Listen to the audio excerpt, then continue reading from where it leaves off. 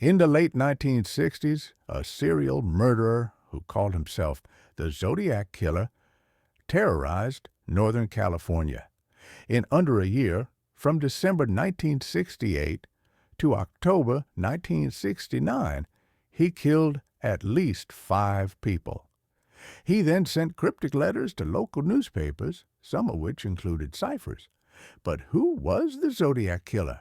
And why hasn't a suspect ever been charged in this case?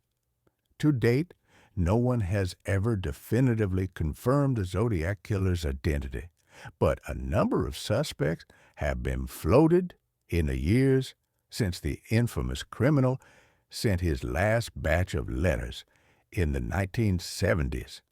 Sons have accused their fathers. Amateur investigators have suggested new people of interest, and the police have continued to investigate the horrific crimes. The first suspect, Gary Francis Post, the scarred veteran. Some who knew Gary Francis Post suspect that he might have been the murderer. In 2021, an investigative team called the Case Breakers said they solved the mystery of the Zodiac Killer's identity. They pointed the finger at Gary Francis Post, a California-based house painter who died in 2018. According to the investigators, a team made up of former cops, military intelligence officers, and journalists, several things about Post made him a likely Zodiac Killer suspect. For starters, he had distinctive scars on his forehead, which the investigators claim that the murderer shared. There is photographic proof, as a former FBI agent put it, of irrefutable scars on our Zodiac's forehead, spotted by 3 witnesses and an observing cop, then later passed on to the 1969 SFPD sketch artist. The Case Breakers explained in a press release, seeing Post's photo next to one of the police sketches of the Zodiac Killer helps put things in perspective. The Case Breakers believe that Gary Francis Post's distinctive scars make him a compelling suspect. The investigative team also believes that removing Post's name from one of the Zodiac Killer's infamous ciphers reveals a new message, and they point to a paint-splattered military wristwatch found near possible Zodiac victim Cherry Joe Bates in Riverside, California, in 1966. They believe the watch could have belonged to Post, who had once served in the U.S. Air Force. What's more, many who knew Post acknowledged that he could be a killer. While living in Groveland, California, Post reportedly recruited young men in town into a criminal posse. Post even allegedly confessed to being the elusive serial killer to one of his recruits. But not everyone buys Gary Francis Post as a Zodiac Killer suspect. One expert on the case, Tom Voigt, told Rolling Stone that the Case Breakers' claims about Post were completely bogus and hot garbage. Voigt says that the police sketch of the Zodiac Killer didn't really show scars on his forehead, and that it was just shading to fill in the picture. He also adds that there are other, much more compelling Zodiac Killer suspects out there. The second suspect who was the Zodiac Killer, the compelling case for Arthur Lee Allen. As SF Weekly points out, investigators have been able to tie Allen to a number of the Zodiac Killer's crime scenes. He lived near Zodiac victim Darlene Farron's workplace and may have stalked her, frequently visited Lake Berryessa, where the Zodiac Killer attacked Cecilia Shepard and Brian Hartnell, and was possibly in Riverside when Cherry Joe Bates was murdered. What's more, Allen owned a distinctive watch that featured the same crosshair symbol that the Zodiac Killer signed his ciphers with and wore on his chest during the Lake Berryessa attacks.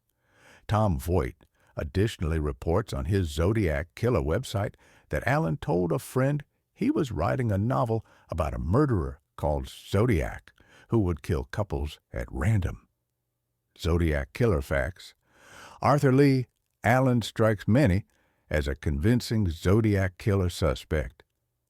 The reality is that Allen is the suspect you just can't quit. Voight explained to Rolling Stone, "I just can't quit that Big Al. If he wasn't the Zodiac, he might be responsible for some other murders." Richard Gaikowski, the bespectacled newspaper editor who went berserk, variations of Richard Gaikowski's name seem to appear in the Zodiac Killer's ciphers. According to Tom Voight, one of the most compelling Zodiac Killer suspects is Richard Gaikowski, a bespectacled San Francisco newspaper editor who bears a striking resemblance to police sketches of the murderer. "Richard Gaikowski is my best bet," Voight explained to Rolling Stone. "If I was an employer looking to hire the Zodiac, he'd probably have the most impressive resume in my eyes."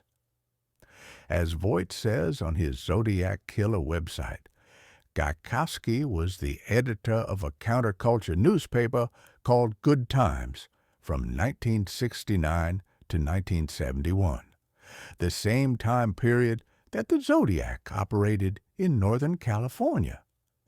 The paper's production schedule kept Gaikowski busy on Wednesdays, which happens to be the only day of the week that the Zodiac never mailed a letter. The Zodiac Killer's letters abruptly stopped at the same time that Gaikowski was hospitalized for going berserk.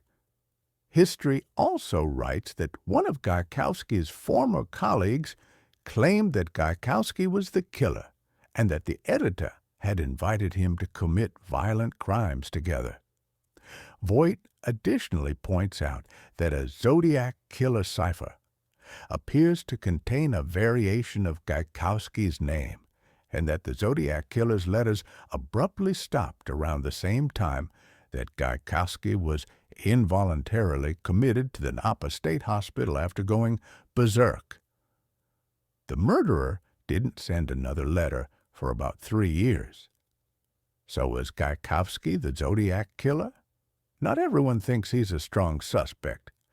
A San Francisco police inspector described Gaikowski's former colleague as one of the 3 top Zodiac kooks, and Gaikowski claimed that he was out of the country at the time of one of the Zodiac attacks, though, according to Voight, his passport says otherwise.